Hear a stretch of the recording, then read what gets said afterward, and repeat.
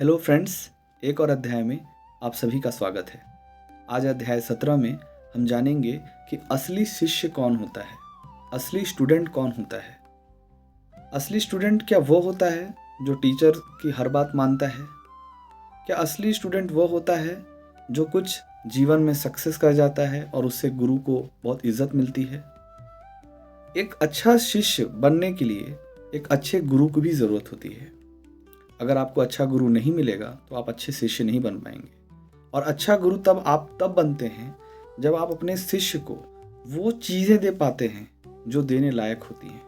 और अच्छा शिष्य भी आप तब बनते हैं जब अपने दिए हुए गुरु की शिक्षा को आप आगे बढ़ाते हैं, चाहे माध्यम कोई भी हो सकता है। आज हम एक ऐसे शिष्य की बात करेंगे जो विवेकानंद के शिष्य थे। विवेकानंद जिनके गुरु थे, उनके शिष्य कोई सन्यासी तो होंगे, आपको ऐसा ही लग रहा होगा। बिल्कुल नहीं। आज उनके शिष्य का हम बात कर रहे हैं जो कि हैं सुभाष चंद्र बोस। इनकी किताब का नाम है सुभाष चंद्र बोस एक आत्मकथा, एक भारतीय तीर्थयात्री, जिसे गौतम मसानिया ने लिखा है। एक भारतीय तीर्थयात्री क्यों कहा गया है, इस पर आज हम बात करेंगे और ये भी जानेंगे कि वो विवेकानंद को गुरु क्यों मानते थे। वो तो एक फ्रीडम फाइटर थे और सन्यासी जीवन जो जी रहे स्वामी विवेकानंद थे, वो फ्रीडम फाइटर तो नहीं थे, वो तो सोशल रिफॉर्मर थे। तो फिर ये गुरु कैसे बने? गुरु इस तरह से बने कि विवेकानंद वेदांत का प्रचार कर रहे थे, सत्य का प्रचार कर रहे थे, जो असली धर्म का प्रचार कर रहे थे। उसकी वजह से वो उनके शिष्य बने। जैसा कि आप जानते हैं कि पॉलिटिकल गुरु उनके कौन थे? CR दास थे, लेकिन स्पिरिचुअल गुरु विवेकानंद थे। जैसा कि मैंने कल अध्याय 16 में कहा था आपको कि असली में आपको एक अच्छे दर्शन की ज़रूरत है, तभी आपका समाज आगे बढ़ेगा। उसी तरह सुभाष चंद्र बोस को दर्शन के रूप में विवेकानंद मिले और विवेकानंद के रूप में उन्हें वेदांत मिला। जब आप सुभाष चंद्र बोस की एक किताब पढ़ेंगे तब आपको पता चलेगा कि वो शुरू से ही बहुत ज़्यादा रैशनल अप्रोच था उनका लाइफ को लेकर। कहीं भी घर से भाग जाते थे, सत्य को जानने के पीछे वो भी विवेकानंद की तरह ही पागल थे। घर से बिना बोले ही चले जाते थे।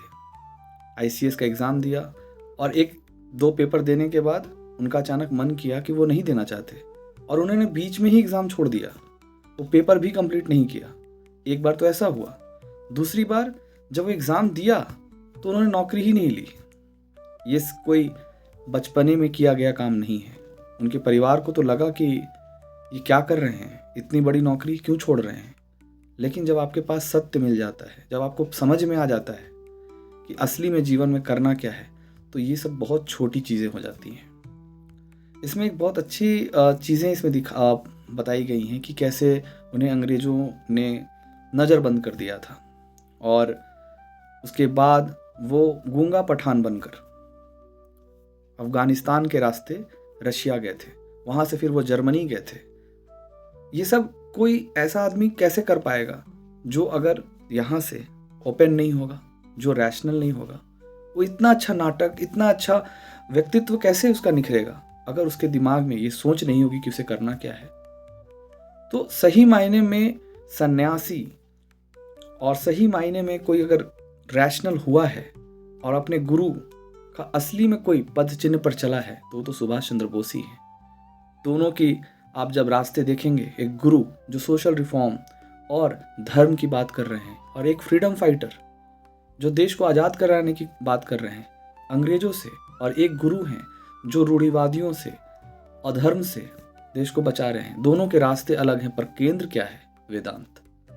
बिना वेदांत के दोनों एक नहीं हो पाते। तो असली में जब आप सुभाष चंद्र बोस को पढ़ेंगे तो सिर्फ एज अ फ्रीडम फाइटर मत देखिए, उनकी सोच को देखिए कि कोई भी बड़ा इंसान ऐसे ही बड़ा नहीं बनता है। बहुत कुछ त्याग करना पड़ता है और जितना वो त्याग करता है उतना वो बड़ा और तो होता ही है। आप उसको बड़ा इसलिए नहीं बोलते कि वो कुछ बड़ा मुकाम हासिल करता है। आप बड़ा उसे तब बोलते हैं जब वो कुछ बड़ा छोड़ता है जो आपकी नज़र में बड़ा होता है। और ऐसे कई कारनामे हैं। जब आप किताब पढ़ेंगे तो आपको पता चलेगा कि इन्हें ठाठ की ज़िंदगी आराम से जी सकते थे। आज हमारे लाइफ में, भारतीय समाज में जब देखिएगा तो कोई नौकरी किसी को मिल जाती है तो बोलता है कि अब आराम हो गया हमारा लाइफ। लेकिन ऐसा नहीं था। उन्हें पता था कि अगर हम जिनकी नौकरी करना चाह रहे हैं, हम उन्हीं के तो गुलाम हैं, पहले इनसे तो आज़ादी मिले। तो सही मायने में अगर किसी ने गुरु और शिष्य का धर्म निभाया है तो वो हैं सुभाष चंद्र बोस। तो इस किताब को आप लोग ज़रूर पढ़िएगा और आपको समझ में आएगा कि असली में गुरु को गुरु दक्षिणा देने का काम कैसे सुभाष चंद्र बोस ने किया है, कैसे उनके लाइफ में वेदांत का जो असर पड़ा था, जिसकी वजह से वो इतना अच्छा व्यक्तित्व उनका निकला कि जो आदमी फौज में भी कभी काम नहीं किया, उसने एक आज़ाद हिंद फौज को गठन तो किया ही, साथ में उसका लीड भी किया, जो कभी फौज में ही नहीं थे। ये कैसे हो जाता है? ये ऐसे ही नहीं होता। ये बहुत अंदर से बड़ी सोच और अच्छे दर्शन को पढ़ने से होता है और अच्छे गुरु के मिलने से होता है। तो आज के लिए इतना ही। धन्यवाद।